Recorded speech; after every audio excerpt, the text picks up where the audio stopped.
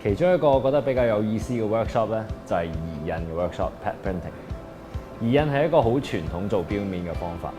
而家市面上只係剩低啲比較名貴嘅手錶係會用呢一種方法去做錶面。移印做出嚟嘅錶面咧，有一隻立體感，係而家高科技嘅印刷都冇辦法做到。我哋個 workshop 咧會有體驗版同埋進階版。體驗版嘅 workshop 入邊，我哋會為大家準備一隻我哋已經預先設計好嘅錶面。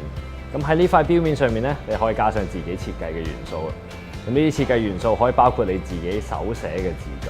跟住咧，我哋就會就住你嘅 design 咧，去幫你做一個你自己嘅移印模。我哋之後再用呢個移印模咧，就可以移印出你自己獨一無二嘅錶面啦。我哋進階嘅 workshop 裏邊咧，就更加可以用3至4個唔同嘅模咧，用唔同嘅顏色去做出一個更加有立體感嘅錶面。咁 combine 埋我哋嘅火藍針嘅 workshop 同埋自動舵嘅 workshop 之後咧，你戴喺你手上面嗰隻錶，應該你見到嘅嘢你都有份參與。呢一隻咧係我自己第一隻移印嘅錶，我相信以後都會喺我 collection 裏邊係非常重要嘅一隻手錶。